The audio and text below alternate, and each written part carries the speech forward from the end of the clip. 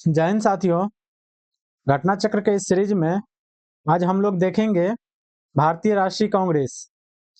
इसमें तो ऐसे कई पार्ट में है, बटा हुआ है, लेकिन एक एक करके हम लोग देख लेंगे यहाँ से लेकर के आज़ादी तक, जिसमें मॉडर्न हिस्ट्री का कहिए तो कांग्रेस ही मॉडर्न हिस्ट्री है और मॉडर्न हिस्ट्री में कांग्रेस है। तो पहले हम जो है नोट्स देखेंगे, फिर एक एक करके क्वेश्चन देखेंगे। अगर आप भी बिहार में या कोई भी स्टेट पीसीएस देना चाहते हैं, बिहार में अगर बीपीएससी टीआरई 4 या बिहार दरोगा हो या बिहार पुलिस, अगर हिस्ट्री का क्वेश्चन आएंगे तो यहाँ से डायरेक्ट उठा लिया जाएगा, नहीं तो इसी के इर्द गिर्द में आपको क्वेश्चन देखने को मिलेगा। तो चलिए पहले नोट्स देखते हैं, फिर एक एक करके इसका क्वेश्चन देख लेंगे। एलन ऑक्टिवियन ह्यूम, एओ ह्यूम, भारतीय सिविल सेवा के सेवानिवृत्त ब्रिटिश अधिकारी थे। ये शिमला में बस गए थे। 1884 ईस्वी में इन्होंने भारतीय राष्ट्रीय संघ यानी इंडियन नेशनल यूनियन की स्थापना की, जो कि भारतीय राष्ट्रीय कांग्रेस का अग्रदूत था।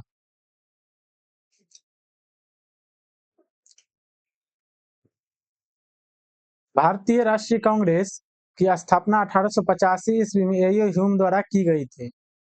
इसका पहला अधिवेशन 28 से 30 दिसंबर 1885 ईस्वी को बम्बई स्थित गोकुलदास तेजपाल संस्कृत कॉलेज में आयोजित किया गया।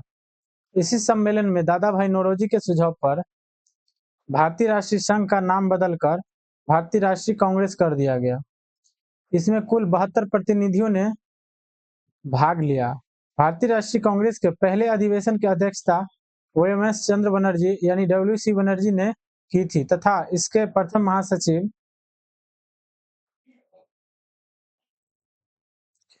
स्वयं एओ ह्यूम बने थे। भारतीय राष्ट्रीय कांग्रेस की स्थापना 1885 ईस्वी के समय भारत का वायसराय लॉर्ड डफरिन और डफरिन का कार्यकाल 1884 से 88 ईस्वी तक था। उसने कांग्रेस का यह कहकर मजाक उड़ाया था कि यह सूक्ष्मदर्शी अल्पसंख्यकों की संस्था है, यानी सूक्ष्मदर्शी बहुत ही कम लोगों की संस्था है। कांग्रेस का दूसरा अधिवेशन 1886 ईस्वी में कलकत्ता में हुआ। इसकी अध्यक्षता दादा भाई नौरोजी ने की। इसके अतिरिक्त दादा भाई नौरोजी ने 1893 ईस्वी में लाहौर अधिवेशन तथा वर्ष 1906 ईस्वी में कलकत्ता अधिवेशन की अध्यक्षता की। भारतीय राष्ट्रीय कांग्रेस के सर्वप्रथम मुस्लिम अध्यक्ष होने का गौरव बदरुद्दीन तैयब जी को है। यह भारतीय राष्ट्रीय कांग्रेस के 27 से 30 दिसंबर 1887 ईस्वी को मद्रास में संपन्न हुए तीसरे अधिवेशन के अध्यक्ष पद के लिए चुने गए। इस अधिवेशन में कुल 607 प्रतिनिधि ने भाग लिया था। इसी सम्मेलन में पहली बार कांग्रेस के कार्य संचालन का भार प्रतिनिधियों की एक कमेटी के हाथों में सौंपा गया। यह कमेटी आगे चलकर विषय निर्धारण समिति कहलाई। भारतीय राष्ट्रीय कांग्रेस का प्रथम निर्वाचित यूरोपीय अध्यक्ष जॉर्ज यूले था। इसने भारतीय राष्ट्रीय कांग्रेस के इलाहाबाद वर्तमान प्रयागराज में संपन्न चतुर्थ अधिवेशन 1888 ईस्वी की अध्यक्षता की थी। कांग्रेस के लिए समर्थन प्राप्त करने के उद्देश्य से जुलाई 1889 ईस्वी में लंदन में विलियम बेडरमन की अध्यक्षता में British committee of the Indian national Congress की स्थापना की गई तथा इस कमेटी के सचिव विलियम डिग्बी बनाए गए। यह इंडियन नेशनल कांग्रेस की एक समिति थी। इस समिति ने भारतीय मामलों से अंग्रेज को अवगत कराने के उद्देश्य से इंडिया नामक जर्नल निकाला। लाला लाजपत राय, जिन्हें लोग प्रायः शेरे पंजाब या पंजाब का सिंह कहते थे, वर्ष 1920 ईस्वी में कलकत्ता के विशेष अधिवेशन में भारतीय राष्ट्रीय कांग्रेस के अध्यक्ष बने। इस अधिवेशन में असहयोग का प्रस्ताव स्वीकार कर लिया गया। Shrimati Annie Besant Anglo Ireland कुल से थी। वे वर्ष 1907 से 1933 ईस्वी तक थियोसॉफिकल सोसाइटी की प्रधान रही। वर्ष 1916 ईस्वी में होम रूल लीग का गठन किया गया तथा वर्ष 1917 में भारतीय राष्ट्रीय कांग्रेस की पहली महिला अध्यक्ष बनी थी। भारतीय राष्ट्रीय कांग्रेस का 27वां अधिवेशन दिसंबर 1912 ईस्वी में बांकीपुर बिहार में संपन्न हुआ। इस अधिवेशन की अध्यक्षता आर मुधोलकर ने की। इसी अधिवेशन में एओ ह्यूम को कांग्रेस का पिता कहा गया। भारतीय राष्ट्रीय कांग्रेस तथा मुस्लिम लीग दोनों ने वर्ष 1916 ईस्वी में लखनऊ में हुए अधिवेशन किया। तदनुसार कांग्रेस तथा मुस्लिम लीग के बीच लखनऊ समझौता हुआ, जो कांग्रेस और लीग योजना तथा लखनऊ पैक्ट के नाम से जाना जाता है। इसी अधिवेशन में उग्रपंथियों को, जिन्हें पिछले 9 वर्ष से कांग्रेस से निष्कासित कर दिया गया था, पुनः कांग्रेस में शामिल किया गया।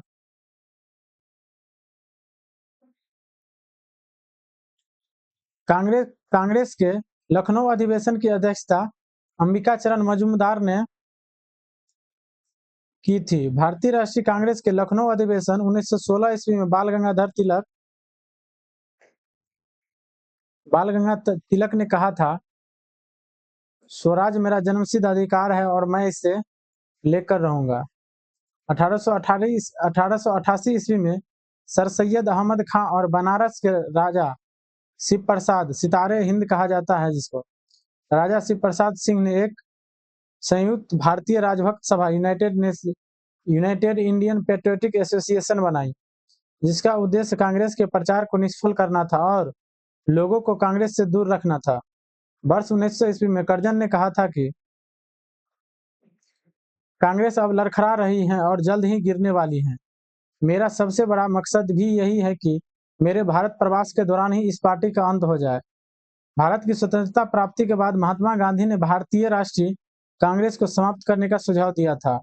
लॉर्ड विलियंगटन ने कांग्रेस के 30वें अधिवेशन में भाग लिया था। इस दौरान वह मुंबई का गवर्नर था। यह अधिवेशन मुंबई में वर्ष 1915 में आयोजित किया गया। महात्मा गांधी ने केवल एक बार वर्ष 1924 के बेलगांव अधिवेशन की अध्यक्षता की थी। सरोजिनी नायडू 1879 से 1949 ईस्वी प्रख्यात कवयित्री और राष्ट्रवादी नेत्री थी। वर्ष 1925 ईस्वी में कानपुर में हुए भारतीय राष्ट्रीय कांग्रेस के 40वें वार्षिक अधिवेशन में वह कांग्रेस की प्रथम भारतीय महिला अध्यक्ष बनी। वर्ष 1947 से 49 में यह उत्तर प्रदेश की राज्यपाल भी रही।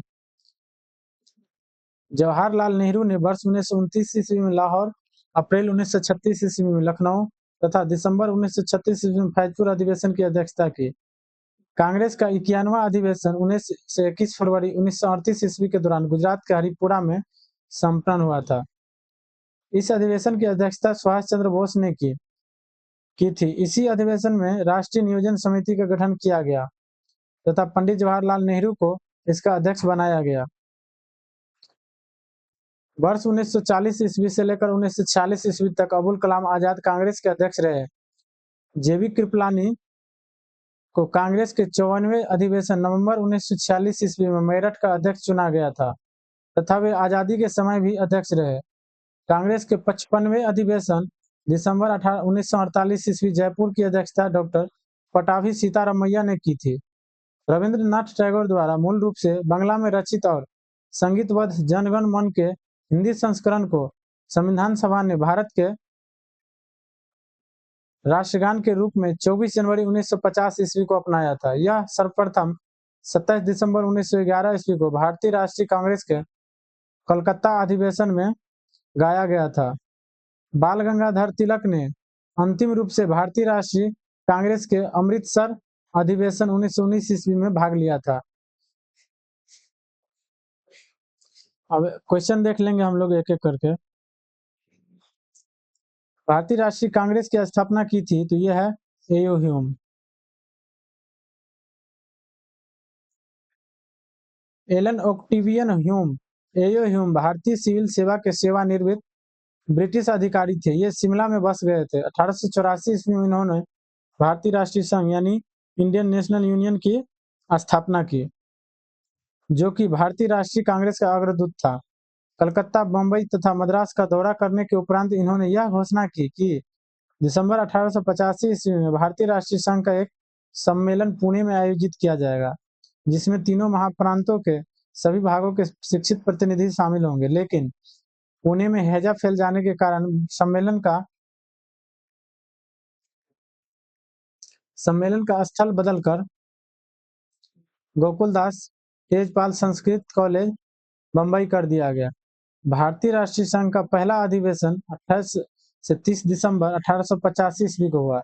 इसी सम्मेलन में दादा भाई नौरोजी के सुझाव पर इस संगठन का नाम बदलकर भारतीय राष्ट्रीय कांग्रेस कर दिया गया। 2 नंबर क्वेश्चन है, भारतीय राष्ट्रीय कांग्रेस के संस्थापक थे एक असैनिक सेवक। 3 नंबर क्वेश्चन है, भारतीय राष्ट्रीय कांग्रेस के संस्थापक कौन थे? तो यह है ए ह्यूम। भारतीय राष्ट्रीय कांग्रेस की स्थापना कब हुई थी? ये 1885, 28 दिसंबर 1885। 5 नंबर क्वेश्चन है, भारतीय राष्ट्रीय कांग्रेस की स्थापना 1885 ईस्वी में ए ह्यूम द्वारा की गई थी, जो एक अवकाश प्राप्त अंग्रेज अधिकारी थे। इसका पहला अधिवेशन 28 से 30 दिसंबर 1885 ईस्वी को मुंबई स्थित गोकुलदास तेजपाल संस्कृत कॉलेज में आयोजित किया गया। इसमें कुल 72 प्रतिनिधियों ने भाग लिया। भारतीय राष्ट्रीय कांग्रेस के पहले अधिवेशन की अध्यक्षता बोमेश चंद्र बनर्जी WC बनर्जी ने की थी तथा इसके प्रथम महासचिव स्वयं ए ह्यूम थे। भारतीय राष्ट्रीय कांग्रेस के प्रथम अधिवेशन में कितने प्रतिनिधि ने भाग लिया? यह है 72। 6 नंबर क्वेश्चन है, भारतीय राष्ट्रीय कांग्रेस का प्रथम अधिवेशन कहाँ हुआ था? यह बम्बई गोकुलदास तेजपाल संस्कृत विद्यालय। 7 नंबर का क्वेश्चन है, भारतीय राष्ट्रीय कांग्रेस के पहले अध्यक्ष कौन थे? तो WC बनर्जी। इसमें 8 नंबर है, इनमें से किसने भारतीय राष्ट्रीय कांग्रेस के प्रथम वार्षिक अधिवेशन की अध्यक्षता की? तो WC बनर्जी। 9 नंबर है, 1885 में इंडियन नेशनल कांग्रेस का अध्यक्ष था, तो यह WC बनर्जी। 10 नंबर क्वेश्चन है, भारतीय राष्ट्रीय कांग्रेस के पहले अध्यक्ष थे तो बोमेश चंद्र बनर्जी। 11 नंबर क्वेश्चन है, निम्नलिखित में कौन भारतीय राष्ट्रीय कांग्रेस का प्रथम अध्यक्ष था? तो यह है WC बनर्जी। 12 नंबर क्वेश्चन है, भारतीय राष्ट्रीय कांग्रेस की स्थापना के बारे में निम्नलिखित में से कौन सा से कथन सत्य है? तो यह भारतीय राष्ट्रीय कांग्रेस इंडियन नेशनल कांग्रेस का गठन 1885 ईस्वी में हुआ था। हाँ, भारतीय राष्ट्रीय कांग्रेस NSC के पहले अध्यक्ष बोमेश चंद्र बनर्जी थे। हाँ, दोनों सही है। 13 नंबर क्वेश्चन है, 1885 में WC बनर्जी द्वारा इंगित भारतीय राष्ट्रीय कांग्रेस के निम्न उद्देश्यों में कौन सा नहीं था? तो यह है देश के हितों की रक्षा करने वाले भारतीयों के बीच संपर्क और मित्रता बढ़ाना। हाँ, देशवासियों के बीच जाति, संप्रदाय तथा प्रांतीय पक्षपातों की भावना को दूर करने में उनमें राष्ट्रीय एकता की भावना को विकसित करना। हाँ, शिक्षित वर्ग की पूर्ण सहमति से महत्वपूर्ण और आवश्यक सामाजिक विषय पर विचार प्रकट करना। नहीं, यह निर्धारित करना कि आगामी वर्षों में भारतीय लोकहित के किस दिशा में और किस आधार पर कार्य करे। हाँ, डिसाइड होता था।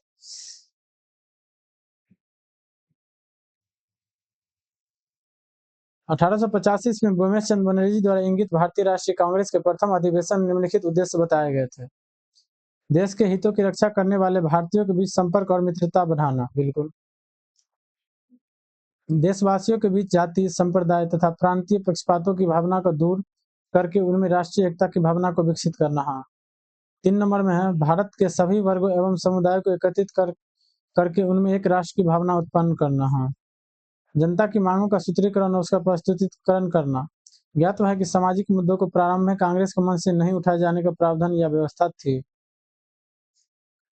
14 नंबर क्वेश्चन है, राष्ट्रीय आंदोलन के प्रथम चरण में कांग्रेस के निम्न में से कौन सी मांग नहीं था? तो अच्छा, कार्यपालिका एवं न्यायपालिका का एकीकरण करना ये मांग नहीं था, जबकि मांग था लेजिस्लेटिव काउंसिल के सदस्यों की संख्या में वृद्धि, काउंसिलों में जनप्रतिनिधियों की संख्या में वृद्धि, कार्यपालिका एवं न्यायपालिका का पृथक्करण, ये तीनों मांग था।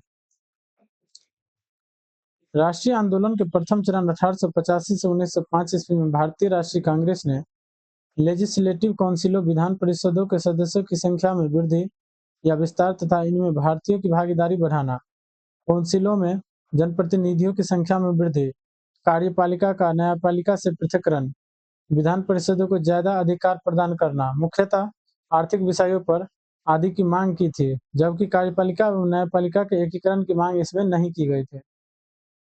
15 नंबर क्वेश्चन है, भारतीय राष्ट्रीय कांग्रेस का 1885 में महासचिव कौन थे? ये ह्यूम है। भारतीय राष्ट्रीय कांग्रेस के 1885 में महासचिव ए ह्यूम थे। इन्होंने ही कांग्रेस का गठन किया। WC बनर्जी 1885 में कांग्रेस के प्रथम अधिवेशन के अध्यक्ष थे। भारतीय राष्ट्रीय कांग्रेस का स्थापना के समय भारत का वायसराय कौन था? यह है लॉर्ड डफरिन। भारतीय राष्ट्रीय कांग्रेस की स्थापना 1885 ईस्वी के समय भारत का वायसराय लॉर्ड डफरिन कार्यकाल था इसका 1884 से 1818 ईस्वी। 88 ईस्वी तक। उसने कांग्रेस को यह कहकर मजाक उड़ाया था कि यह सूक्ष्मदर्शी अल्पसंख्यकों की संस्था है। ज्ञात ध्यात है कि लॉर्ड डफरिन के कार्यकाल में भारतीय राष्ट्रीय कांग्रेस की स्थापना को एक महत्वपूर्ण घटना माना जाता है। 17 नंबर क्वेश्चन है, निम्न गवर्नर जनरलों में से किसने कांग्रेस को अत्यधिक अल्पसंख्यक लोगों का प्रतिनिधित्व करने वाली कहकर उपहास किया? तो यह है लॉर्ड डफरिन। 18 नंबर क्वेश्चन है, 1885 ईस्वी में भारतीय राष्ट्रीय कांग्रेस की स्थापना के समय गवर्नर जनरल कौन था? तो यह लॉर्ड डफरिन।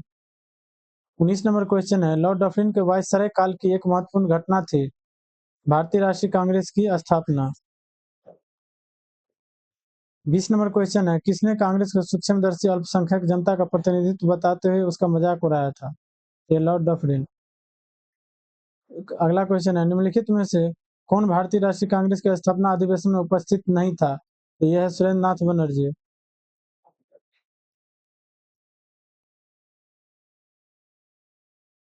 1876 ईस्वी में बंगाल के युवा राष्ट्रवादियों ने सुरेंद्र नाथ बनर्जी और आनंद मोहन बोस के नेतृत्व में इंडियन एसोसिएशन का गठन किया। दिसंबर 1883 ईस्वी में इंडियन एसोसिएशन ने भारतीय राष्ट्रीय सम्मेलन इंडियन नेशनल कांग्रेस का कॉन्फ्रेंस का आयोजन किया। दूसरा सम्मेलन दिसंबर 1885 में कलकत्ता में हुआ, जिसकी अध्यक्षता सुरेंद्र नाथ बनर्जी ने की। यही कारण था कि भारतीय राष्ट्रीय सम्मेलन से जुड़े सुरेंद्र नाथ बनर्जी 1885 ईस्वी में भारतीय राष्ट्रीय कांग्रेस के स्थापना के सत्र में शामिल नहीं हुए थे। 22 नंबर क्वेश्चन है, भारतीय राष्ट्रीय कांग्रेस के दूसरे अधिवेशन की अध्यक्षता किसने की? ये दादा भाई नौरोजी है। कांग्रेस का दूसरा अधिवेशन 1886 ईस्वी में कलकत्ता में हुआ था। इसकी अध्यक्षता दादा भाई नौरोजी ने की थी। भारतीय राष्ट्रीय कांग्रेस के द्वितीय सम्मेलन में कितने मुस्लिम प्रतिनिधियों ने भाग लिया? यह है 33। कांग्रेस का द्वितीय सम्मेलन 27 से 30 दिसंबर 1886 ईस्वी को दादा भाई नौरोजी की अध्यक्षता में कलकत्ता में संपन्न हुआ था। कांग्रेस के दूसरे अधिवेशन में कुल 436 पंजीकृत प्रतिनिधियों ने भाग लिया था। कांग्रेस के प्रथम सम्मेलन में जहां मुस्लिम प्रतिनिधियों की संख्या 2 थी, वहीं दूसरे सम्मेलन में 33, तीसरे सम्मेलन में 1887 दूसरे सम्मेलन में 33 हुए, लेकिन तीसरे सम्मेलन जो 1887 ईस्वी में हुआ था में 81 तथा चौथे सम्मेलन जो 1888 ईस्वी में हुआ था उसमें 221 पहुंच गया था। 24 नंबर है, कांग्रेस के लिए समर्थन प्राप्त करने के लिए 1889 ईस्वी में एक समिति स्थापित की गई। निम्न में से उस समिति का सभापति कौन था? यह है विलियम बेडनबर्न।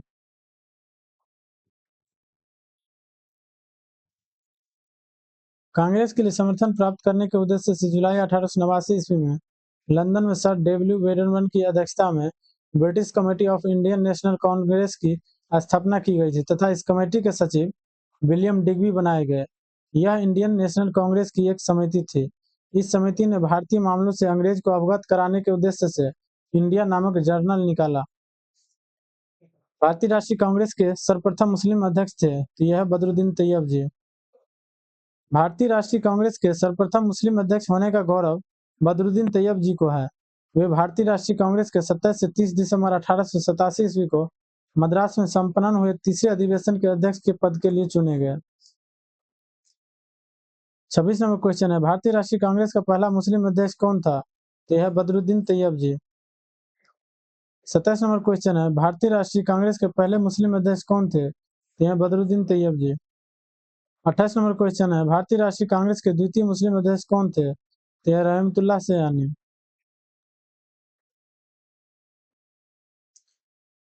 भारतीय राष्ट्रीय कांग्रेस के द्वितीय मुस्लिम अध्यक्ष श्री रहमतुल्लाह मोहम्मद सयानी थे। ध्यात है कि भारतीय राष्ट्रीय कांग्रेस का 12वां अधिवेशन 28 से 31 दिसंबर 1896 ईस्वी तक कलकत्ता में रहमतुल्लाह सयानी की अध्यक्षता में आयोजित हुआ था।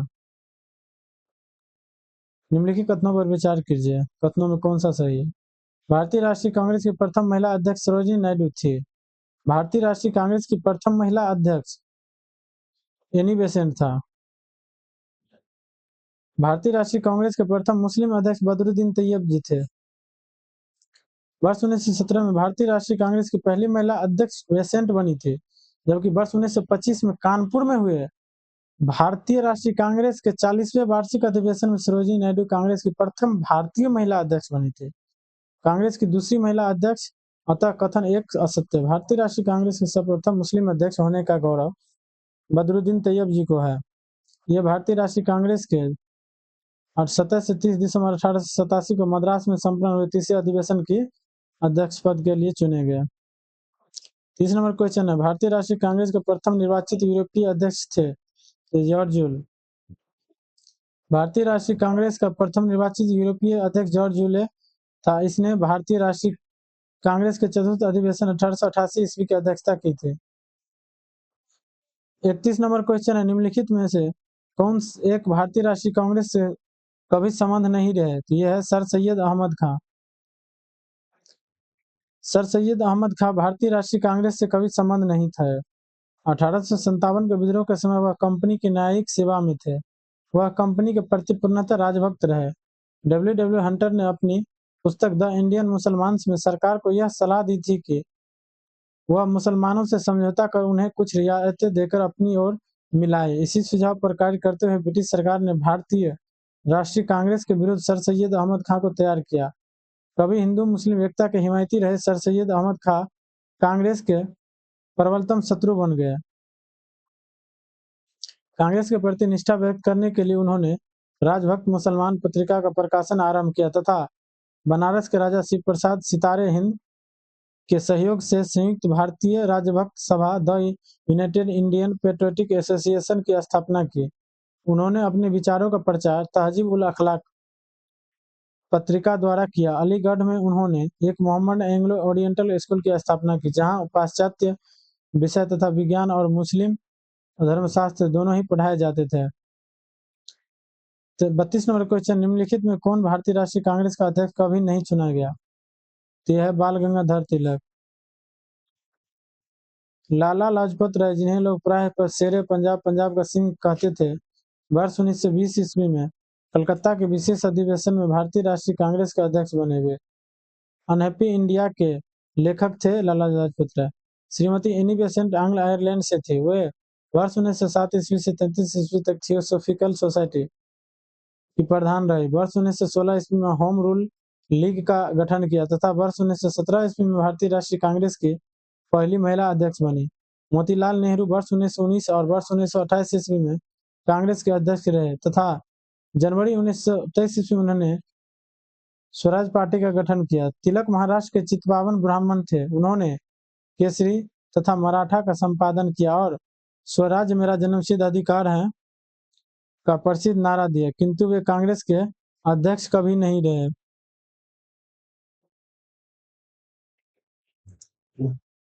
33 नंबर क्वेश्चन है, भारतीय राष्ट्रीय कांग्रेस की प्रथम महिला अध्यक्ष कौन थी? भारतीय राष्ट्रीय कांग्रेस की प्रथम महिला अध्यक्ष तो एनी बेसेंट होगा। निम्नलिखित में से किसने कभी भी भारतीय राष्ट्रीय कांग्रेस के किसी भी अधिवेशन की अध्यक्षता नहीं? तो तिलक थे। 35 नंबर क्वेश्चन है, लाल बाल और पाल त्रिगुट का कौन व्यक्ति भारतीय राष्ट्रीय कांग्रेस का अध्यक्ष हुआ? तो यह लाला लाजपत राय।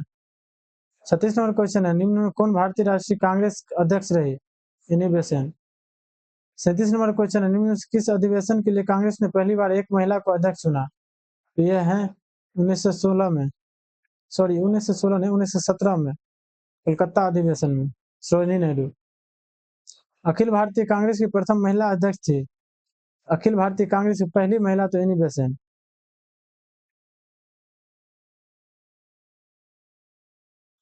39 नंबर क्वेश्चन है, निम्नलिखित में कौन भारतीय राष्ट्रीय कांग्रेस की प्रथम महिला अध्यक्ष थी? तो श्रीमती एनी बेसेंट।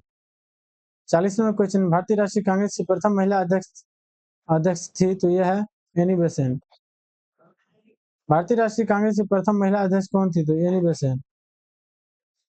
कांग्रेस की प्रथम भारतीय महिला अध्यक्ष तो यह है सरोजिनी नायडू। सरोजिनी नायडू 1879 से 1949 प्रख्यात कवयित्री और राष्ट्रवादी नेत्री थी। वर्ष 1925 ईस्वी में कानपुर में हुए भारतीय राष्ट्रीय कांग्रेस के 40वें वार्षिक अधिवेशन में वह कांग्रेस की प्रथम भारतीय महिला अध्यक्ष बनी। यह महात्मा गांधी जी की विश्वास पात्र और निष्ठावान सहयोगी थी। स्वतंत्रता संग्राम में भाग लेने पर इन्हें कई बार जेल भी जाना पड़ा। वर्ष 1947 से 49 ईस्वी तक यह उत्तर प्रदेश की राज्यपाल भी रहे।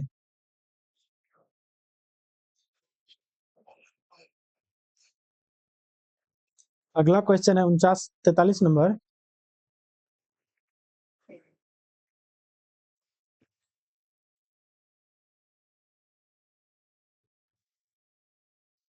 इंडियन नेशनल कांग्रेस की प्रथम भारतीय महिला अध्यक्ष कौन थी? तो यह है सरोजनी नायडू।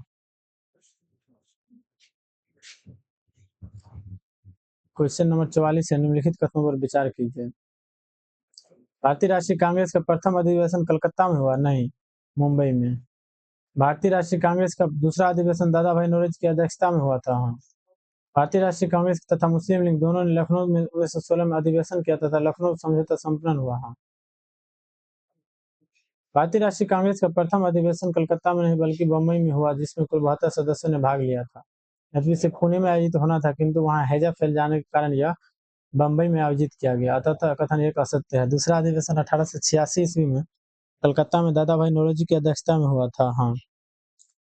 भारतीय राष्ट्रीय कांग्रेस तथा मुस्लिम लीग दोनों ने वर्ष 1916 में लखनऊ अधिवेशन किया। तदनुसार कांग्रेस तथा मुस्लिम लीग के बीच लखनऊ समझौता हुआ, जो कांग्रेस लीग योजना तथा लखनऊ पैक्ट के नाम से जाना जाता है। इसी अधिवेशन में उग्रपंथियों को, जिन्हें पिछले 9 वर्ष से कांग्रेस से निष्कासित कर दिया गया था, पुनः कांग्रेस में शामिल किया गया। कांग्रेस की लखनऊ अधिवेशन की अध्यक्षता अंबिका चरण मजूमदार ने की थी 1916 में। 17 में नायडू, एनी बेसेंट। भारतीय राष्ट्रीय कांग्रेस का 27वां अधिवेशन कहाँ हुआ? तो यह है बांकीपुर, पटना। भारतीय राष्ट्रीय कांग्रेस का 27वां अधिवेशन दिसंबर 1912 में बांकीपुर, बिहार में संपन्न हुआ। इस अधिवेशन की अध्यक्षता आर.एन. मुधोलकर ने की। इसी अधिवेशन के में ए.यू. ह्यूम को कांग्रेस का पिता कहा गया। भारतीय राष्ट्रीय कांग्रेस के 1912 पटना अधिवेशन के अध्यक्ष कौन थे? आर.एन. मुधोलकर। निम्नलिखित में भारतीय राष्ट्रीय कांग्रेस के किस अधिवेशन में बाल गंगाधर तिलक ने अभिव्यक्त किया कि स्वराज मेरा जन्मसिद्ध अधिकार है और मैं उसे लेकर रहूंगा? तो यह है लखनऊ अधिवेशन 1916 ईस्वी। भारतीय राष्ट्रीय कांग्रेस के लखनऊ अधिवेशन 1916 ईस्वी में बाल गंगाधर तिलक ने कहा था कि स्वराज मेरा जन्मसिद्ध अधिकार है और मैं उसे लेकर रहूंगा। इस अधिवेशन में उग्रवादियों की पुनः कांग्रेस में वापसी हुई तथा बाल गंगाधर तिलक और मोहम्मद अली जिन्ना के प्रयासों से कांग्रेस तथा मुस्लिम लीग के बीच समझौता हुआ। यह समझौता लखनऊ समझौता या कांग्रेस लीग समझौता के नाम से भी प्रसिद्ध है। 48 नंबर क्वेश्चन है, स्वराज मेरा जन्मसिद्ध अधिकार है और मैं उसे लेकर ही रहूंगा, किसने कहा था? ये तिलक ने, बाल गंगाधर तिलक ने। 49 नंबर क्वेश्चन है, स्वराज मेरा जन्मसिद्ध अधिकार है और मैं इसे लेकर रहूंगा, यह व्यक्ति किससे संबंधित है? तो तिलक से। स्वराज मेरा जन्मसिद्ध अधिकार है, इसे मेरे लेकर हो, किसने कहा था? तिलक ने। निम्नलिखित में से किसने कहा था स्वराज मेरा जन्मसिद्ध अधिकार है? तिलक ने। भारतीय राष्ट्रीय कांग्रेस के बारे में निम्नलिखित कथनों पर विचार कीजिए। 52 नंबर क्वेश्चन है, सरोजनी नायडू कांग्रेस के अध्यक्ष होने वाली प्रथम महिला थी? नहीं, एनी बेसेंट, जबकि यह प्रथम भारतीय महिला थी। सी.आर. दास ने जब कांग्रेस अध्यक्ष के रूप में कार्य किया तो वे जेल में थे। हाँ। Allan Octavian Hume, AU. Hume प्रथम ब्रिटिश नागरिक थे जो कांग्रेस अध्यक्ष बने थे? नहीं। अल्फ्रेड वेब में कांग्रेस के अध्यक्ष थे। अल्फ्रेड वेब 1894 ईस्वी में कांग्रेस के अध्यक्ष थे। तो हाँ। भारतीय राष्ट्रीय कांग्रेस की प्रथम महिला अध्यक्ष होने का गौरव एनी बेसेंट को प्राप्त है, जिन्होंने वर्ष 1917 में कलकत्ता अधिवेशन की अध्यक्षता की। ए.यू. ह्यूम भारतीय राष्ट्रीय कांग्रेस के संस्थापक थे। इसके अध्यक्ष कभी नहीं रहे, केवल महासचिव बने। सी.आर. दास ने वर्ष 1922 ईस्वी में गया अधिवेशन की अध्यक्षता की थी, जबकि वर्ष 19 के अहमदाबाद अधिवेशन में सी.आर. दास को अध्यक्ष नामित किया गया था, परंतु इस दौरान उनके जेल में होने के कारण इस अधिवेशन की अध्यक्षता हकीम अजमल खान ने की थी और सी.आर. दास ने जेल से कांग्रेस अध्यक्ष के रूप में कार्य किया। अल्फ्रेड वेब मद्रास अधिवेशन 1894 ईस्वी में भारतीय राष्ट्रीय कांग्रेस के अध्यक्ष रहे। 53 नंबर क्वेश्चन है, किसने कहा था कांग्रेस आंदोलन न तो लोगों द्वारा प्रेरित था न ही यह उनके द्वारा सोचा या योजनाबद्ध किया गया था? तो यह है लाला लाजपत राय। लाला लाजपत राय ने अपने एक लेख में लिखा है कि कांग्रेस आंदोलन न तो लोगों द्वारा प्रेरित था न ही उनके द्वारा सोचा या योजनाबद्ध किया गया। 54 नंबर क्वेश्चन है, सुरक्षा बल सिद्धांत के आधार पर भारतीय राष्ट्रीय कांग्रेस की स्थापना ब्रिटिश सरकार को खतरों से बचाने के लिए थी? तो यह है लाला लाजपत राय ने सुरक्षा बल थ्योरी दिया था। सुरक्षा बल सिद्धांत, सेफ्टी वैल्यू प्रिंसिपल, का उपयोग विक्रम दल के नेता लाला लाजपत राय ने यंग इंडिया में किया था। वे कांग्रेस के डफिन के दिमाग की उपज मानते थे। लाला लाजपत राय का मानना था कि अंग्रेजों ने कांग्रेस गठन का उपयोग ब्रिटिश सरकार को खतरों से बचाने के लिए किया। किसने कहा था कांग्रेस पतन के लिए लड़खड़ा रही और मेरी सबसे बड़ी अभिलाषा है जब तक मैं भारत में हूँ कांग्रेस की शांतिपूर्ण समाप्ति में सहयोग करता हूँ। यह है करजन। अंग्रेज शासक समझते थे कि नरमपंथियों के नेतृत्व में कांग्रेस काफी कमजोर है, जनता में इसकी पैठ नहीं है, अतः इसे खत्म किया जा सकता है। इस नीति के सबसे बड़े प्रवक्ता भारत के वायसराय लॉर्ड कर्जन थे। वर्ष 1900 ईस्वी में कर्जन ने कहा था, कांग्रेस अब लड़खड़ा रही और जल्द ही गिरने वाली है।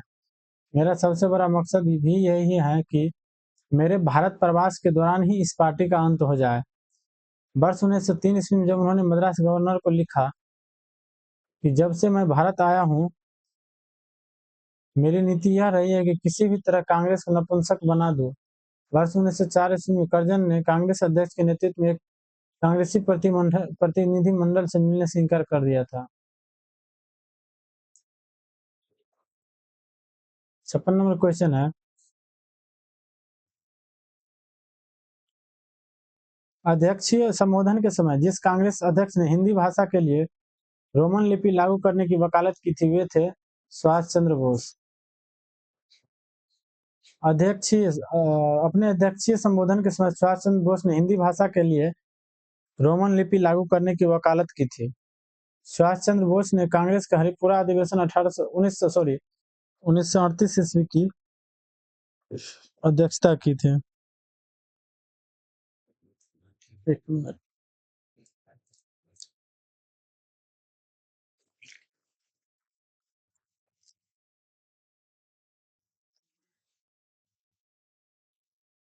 संतावन नंबर क्वेश्चन है,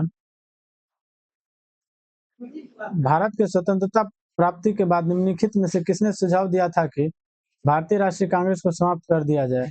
गांधी जी। भारत की स्वतंत्रता प्राप्ति के बाद महात्मा गांधी ने भारतीय राष्ट्रीय कांग्रेस को समाप्त करने का सुझाव दिया था। अमृतसर के भारतीय राष्ट्रीय कांग्रेस अधिवेशन 1919 के प्रस्ताव के अनुसार महात्मा गांधी द्वारा कांग्रेस का नया संविधान लिखने हेतु निम्नलिखित में से किन्हें उनके सहयोग हेतु चुना गया था? तो यह है NC केलकर और CR दास।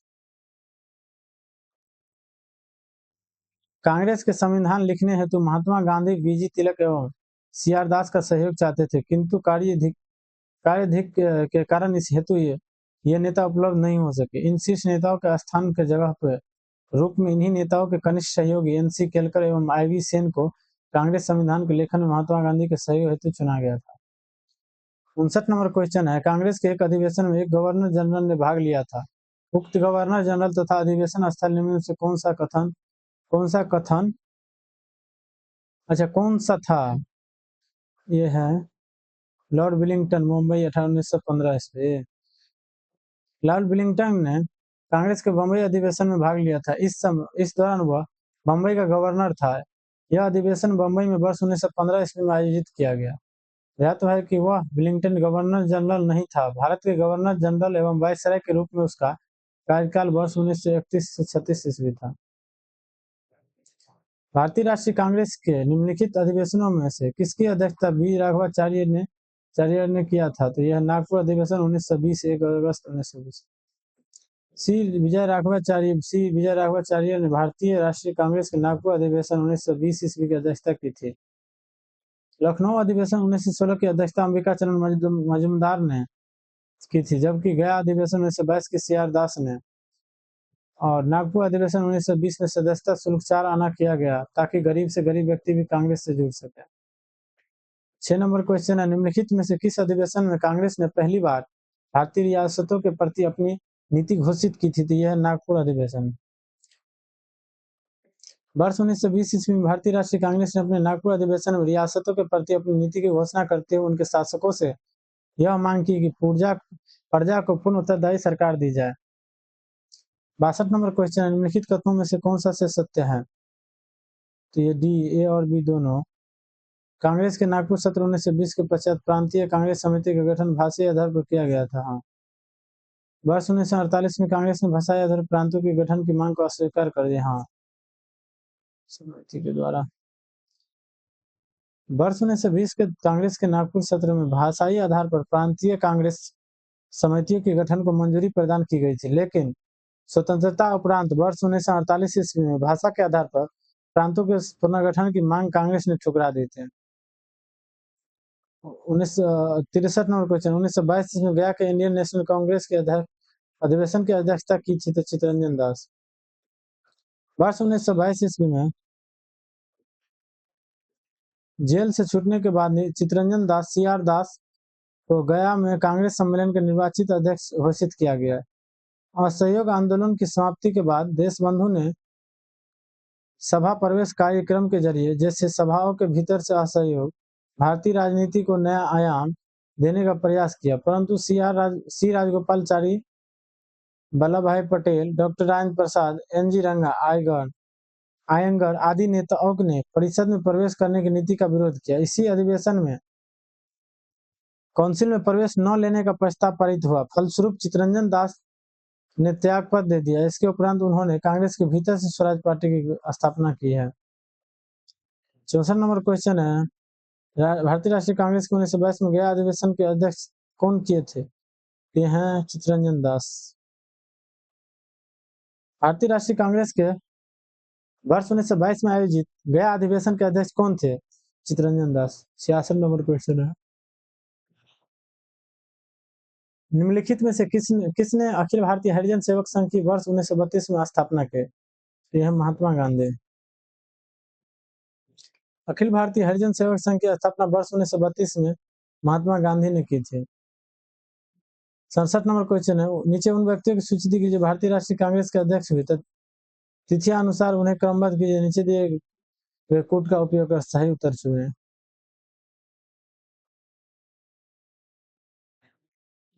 तो देखिए, प्रश्न के अनुसार कांग्रेस अध्यक्षों का अध्यक्षता वर्ष निम्न: महात्मा गांधी केवल एक बार 1924 ईस्वी के बेलगांव अधिवेशन की अध्यक्षता की। सरोजिनी नायडू वर्ष 1925 में कानपुर में हुए भारतीय राष्ट्रीय कांग्रेस के 40वें वार्षिक अधिवेशन में कांग्रेस की प्रथम भारतीय महिला अध्यक्ष बनी। जवाहरलाल नेहरू ने वर्ष 1929 में लाहौर, अप्रैल 1936 में लखनऊ तथा दिसंबर 1939 ईस्वी में फैजपुर अधिवेशन की अध्यक्षता की, जबकि पटेल ने वर्ष 1931 के कराची अधिवेशन की अध्यक्षता की थी। 68 नंबर क्वेश्चन है, भारतीय राष्ट्रीय कांग्रेस के 1924 के अधिवेशन में महात्मा गांधी द्वारा मात्र एक बार अध्यक्षता की। यह अधिवेशन कहाँ हुआ? बेलगांव, कर्नाटक। 69 नंबर क्वेश्चन है, भारतीय राष्ट्रीय कांग्रेस का एकमात्र अधिवेशन जिसकी अध्यक्षता गांधी जी किया 1924। महात्मा गांधी ने भारतीय राष्ट्रीय कांग्रेस के किस अधिवेशन की अध्यक्षता की थी? 1924 वाला। सूची 1 को सूची 2 से सम्मिलित कीजिए और नीचे दिए गए कोड को सही उत्तर चुनिए। मोतीलाल नेहरू भारतीय राष्ट्रीय कांग्रेस की सभा का अध्यक्ष जो बना था, तो ये बना है अमृतसर 1919 में। सरोजिनी नायडू 1925 कानपुर में। डॉक्टर राजेंद्र प्रसाद बॉम्बे 1934 में। अबुल कलाम आजाद रामगढ़ 1940 से 46 ईस्वी। अगला क्वेश्चन है 72 नंबर, उत्तर प्रदेश के विभिन्न स्थानों में आयोजित भारतीय राष्ट्रीय कांग्रेस के अधिवेशन के संदर्भ सूची को सूची 2 से सम्मिलित कीजिए तथा नीचे दिए कोड का सही वर्ष का हो समझिए। मेरठ अधिवेशन कब हुआ? 1946 में। कानपुर अधिवेशन 1925 में। लखनऊ अधिवेशन 1916 ईस्वी में, जबकि बनारस अधिवेशन 1905 में। गोपाल कृष्ण। निम्नलिखित में से किस भारतीय राष्ट्रीय कांग्रेस के अधिवेशन में पंडित जवाहरलाल नेहरू ने समाजवाद को भारत की समस्याओं का हल करने की कुंजी बताया? यह है लखनऊ में। वर्ष 1936 के कांग्रेस के लखनऊ अधिवेशन में जवाहरलाल नेहरू ने समाजवाद को भारत की समस्याओं का हल की कुंजी बताया। उन्होंने कहा था कि मैं समाजवाद के अलावा ऐसा कोई दूसरा रास्ता नहीं देखता जो भारत के लोगों की गरीबी, बेकारी और गुलामी से मुक्ति दिला सके। 74 नंबर क्वेश्चन है, वर्ष 1938 के भारतीय राष्ट्रीय कांग्रेस का हरिपुरा अधिवेशन की अध्यक्षता किसने की? यह सुभाष चंद्र बोस।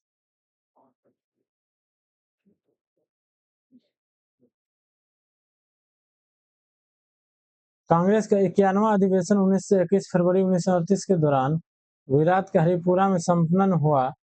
था। इस अधिवेशन की अध्यक्षता सुभाष चंद्र बोस ने की थी।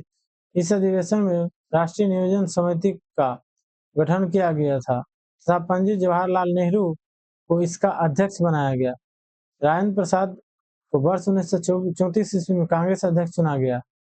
आगे चलकर वर्ष 1940 से 1946 ईस्वी तक अबुल कलाम आजाद कांग्रेस के अध्यक्ष रहे, जबकि जेबी कृपलानी को वर्ष 1946 ईस्वी में मेरठ कांग्रेस अधिवेशन में अध्यक्ष निर्वाचित कर दिया गया।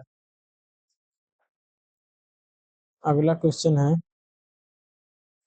75 नंबर, वर्ष 1938 के लिए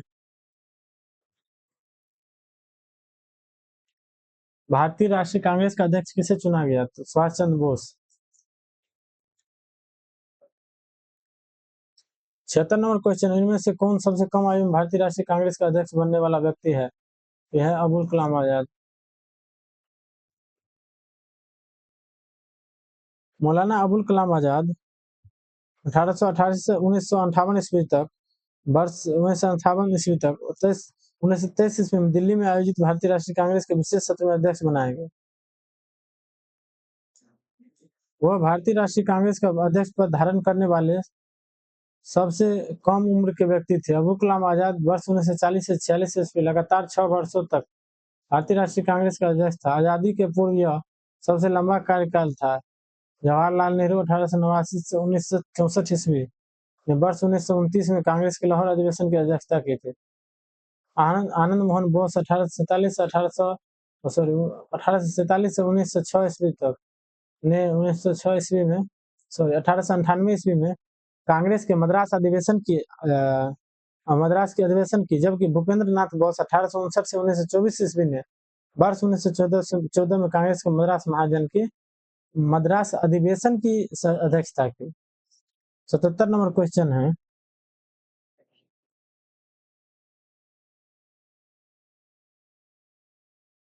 कांग्रेस का अध्यक्ष और अधिवेशन कहाँ हुआ? तो ये देखिए यहाँ हरिपुरा अधिवेशन 1938 अध्यक्ष सुभाष चंद्र बोस, नासिक अधिवेशन 1950 अध्यक्ष पुरुषोत्तम दास टंडन, मद्रास अधिवेशन 1927 के अध्यक्ष डॉक्टर M.A. अंसारी ने एवं कानपुर अधिवेशन 1925 के अध्यक्ष सरोजिनी नायडू ने किए। 78 नंबर क्वेश्चन है, निम्नलिखित में कौन लगातार 6 वर्षों तक भारतीय राष्ट्रीय कांग्रेस का अध्यक्ष था? तो यह है अबुल कलाम आजाद। अबुल कलाम आजाद वर्ष 1940 से 46 ईस्वी तक लगातार 6 वर्षों तक भारतीय राष्ट्रीय कांग्रेस के अध्यक्ष थे। आजादी के पूर्व यह सबसे लंबा कार्यकाल था। आजादी के बाद लंबे कार्यकाल वाले अध्यक्ष इस प्रकार थे: एक इंदिरा गांधी वर्ष 1978 से 84 ईस्वी, राजीव गांधी वर्ष 1985 से 91 ईस्वी तथा सोनिया गांधी वर्ष 1998 से 2017 तक। सबसे लंबा कार्यकाल तो था 2019 से अब तक है मल्लिकार्जुन खड़गे।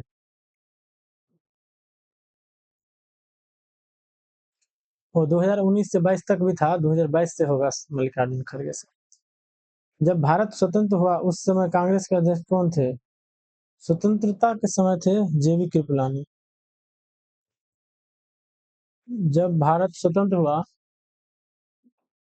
उस समय कांग्रेस के अध्यक्ष जेबी कृपलानी थे। उन्हें कांग्रेस के 54वें अधिवेशन नवंबर 1946 ईस्वी में मेरठ का अध्यक्ष चुना गया था तथा वे आजादी के समय भी अध्यक्ष रहे।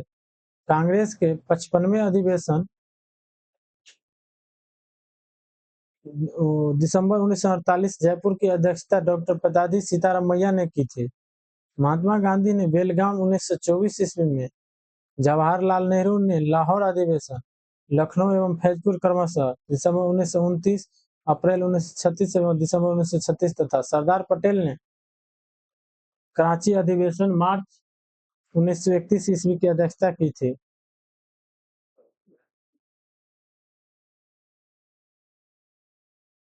अगला क्वेश्चन है